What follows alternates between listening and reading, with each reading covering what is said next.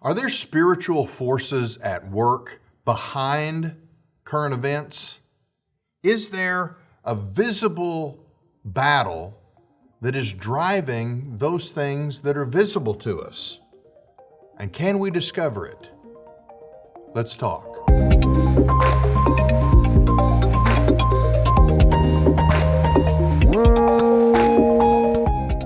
In Paul's letter to the Ephesians, he has a couple of verses that clue us in about the reality of an invisible realm that impacts and influences the events that we see visibly around us in every generation.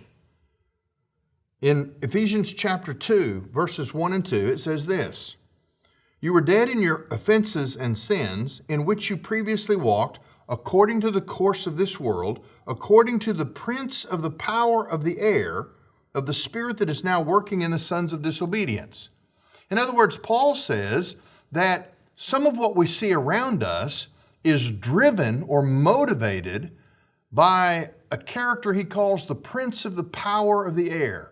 In other words, he's speaking about the one who has always and forever will be the enemy of the one true God.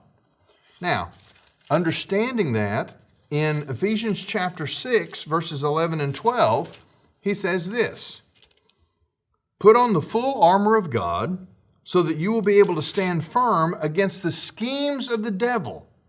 For our struggle is not against flesh and blood, but against the rulers, against the powers, against the world forces of this darkness, against the spiritual forces of wickedness in the heavenly places."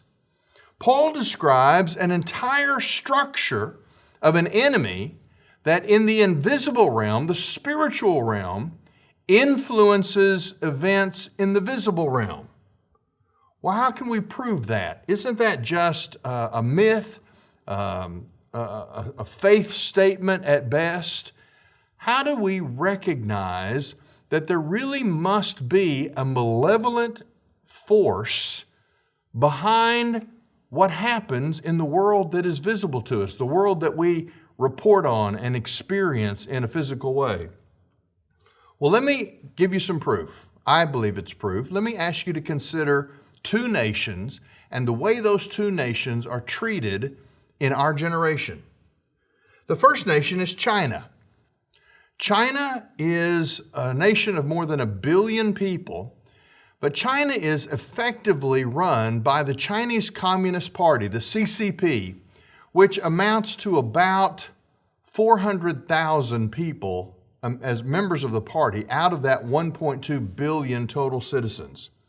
The CCP is evil.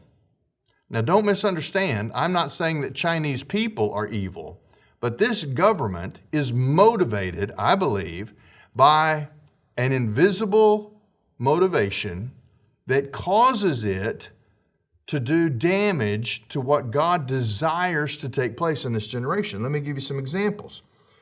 Right now, China is hosting the Olympics. That's hard for me to imagine when I consider everything that I know about the Chinese Communist Party's treatment of their own people.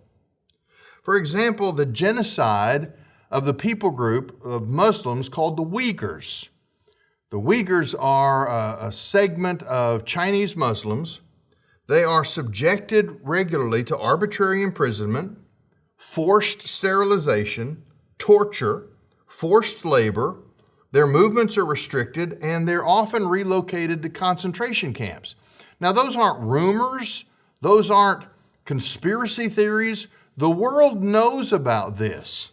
In fact, not only has the United States Senate, the United States State Department, and both of the last two U.S. presidents, a Republican and a Democrat, all those bodies have denounced China's treatment of these Muslim Uyghurs on a number of occasions through official documents and pronouncements. The International Olympic Committee knew about these human rights abuses before they awarded these Olympic Games to China to serve as the host nation. Not only is it their treatment of Muslims. But March the 1st of this year, just about to come up, the Chinese Communist Party has announced that they will ban anyone in China from posting, uploading, or downloading material related to Jesus Christ, to the Bible, or to Christianity on the internet, and they are banning the discussion of Christianity on all social media platforms, including WhatsApp and the other platforms that are common in China. Beginning March the 1st, this is a quote, "No organization or individual shall preach on the internet, carry out religious education and training, publish sermon content, forward or link to related content, organize and conduct religious activities on the internet, or live broadcast or post recorded videos of religious rituals without government approval," which, by the way, will never come. What they're doing is they're cutting off Chinese churches from the rest of the world. Their goal is to undermine the presence of Christianity within China and to eliminate any Western or external influence on Chinese believers. And yet, the International Olympic Committee decided that China would be a good place to host the Olympics.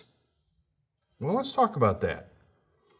Almost every major Chinese Christian channel has already been deleted on WeChat, which is a Chinese platform. They did that earlier this year.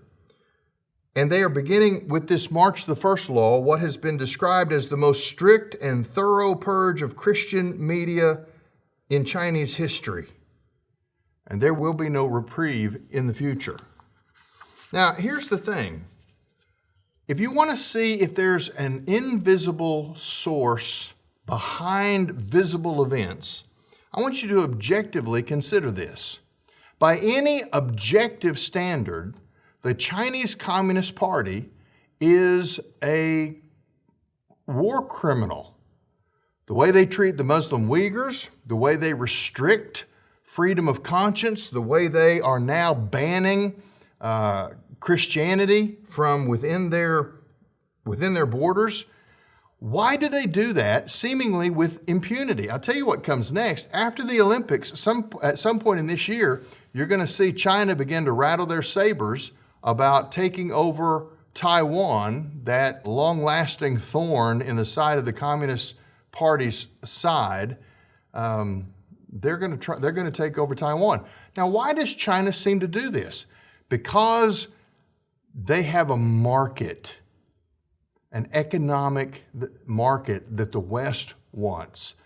And so China is emboldened because in just recent years, they've taken over Hong Kong and systematically removed the freedom of Hong Kong citizens, restricted their access to outside sources, and limited their ability to live their lives as they see fit.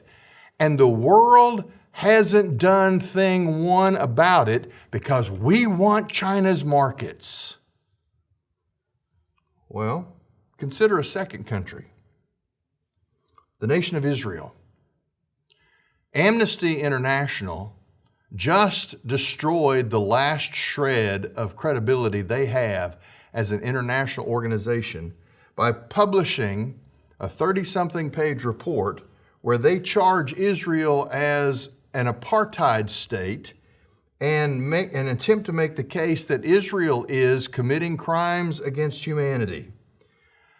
I've read the report, and it is a document built on lies.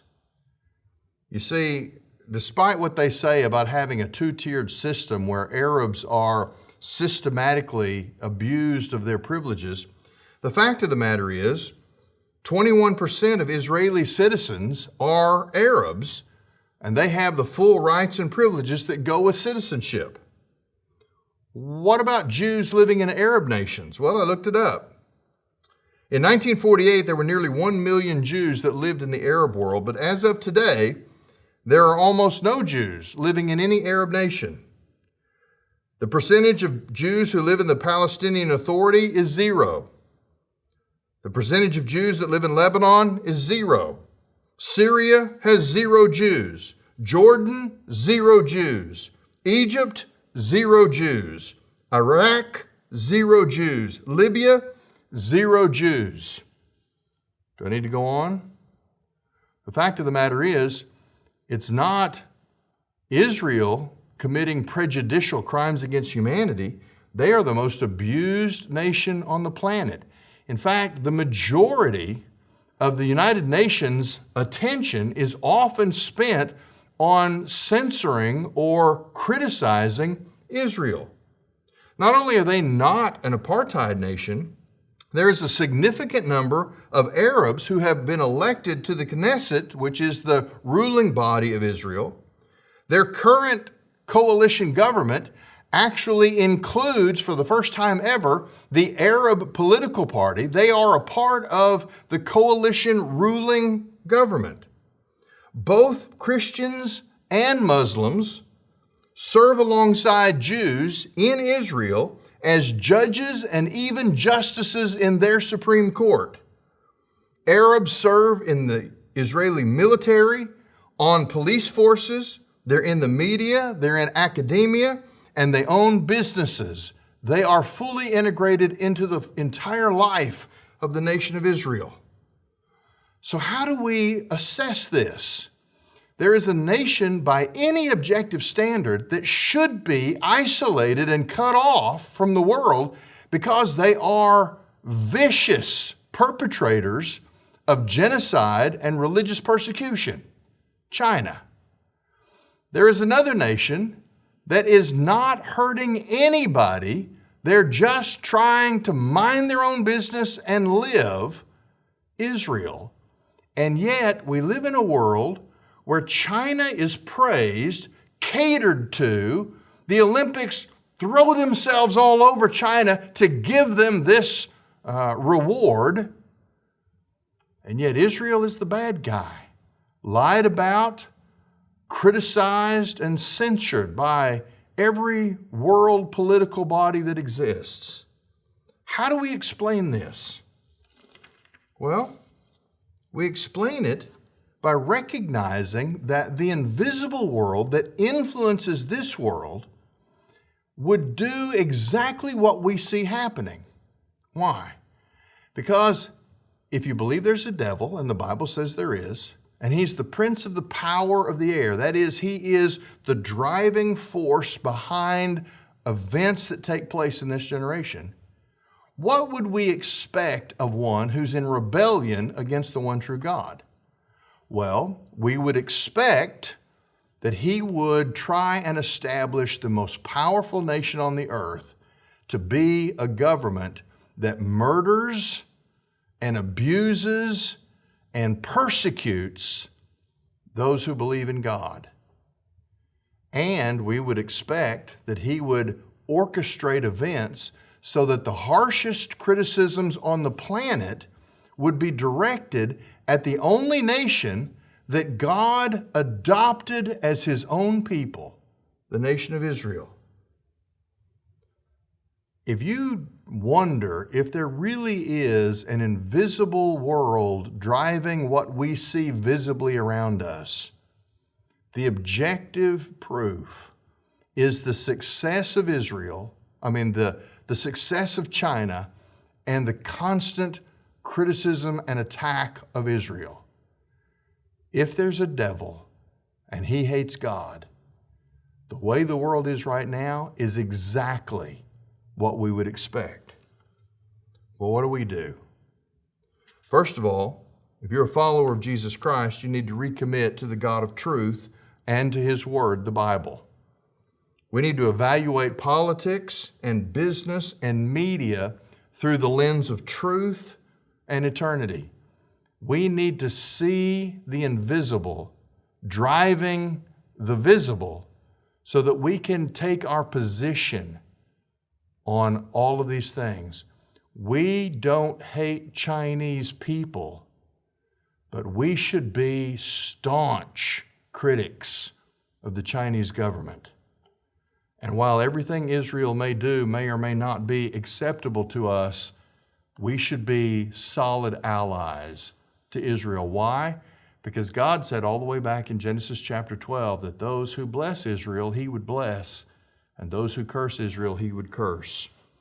In Romans chapter 12, Paul gives us advice on how we are to pursue living in this visible world that is so dramatically influenced by the invisible world. In 12:2 of Romans, he says this, "Do not be conformed to this world, but be transformed by the renewing of your mind, so that you may prove what the will of God is, that which is good and acceptable and perfect." We need to have a mindset. Every follower of Jesus Christ, this is critical. We need to have a mindset that doesn't evaluate current events on the basis of what we read in the newspapers or on the internet. We need to evaluate current events on the basis of the eyes of faith, standing on the truth of God's Word. We need to see the invisible because that tells us where to stand. China is not our trading partner. They are an enemy of truth, the Chinese government. Israel, contrary to the United Nations, is not the problem in the world today. We'll stand in relation to such countries when we understand that there's an enemy that we can't see, but we see his work everywhere we look. Find truth and stand there. This is Truth Currents.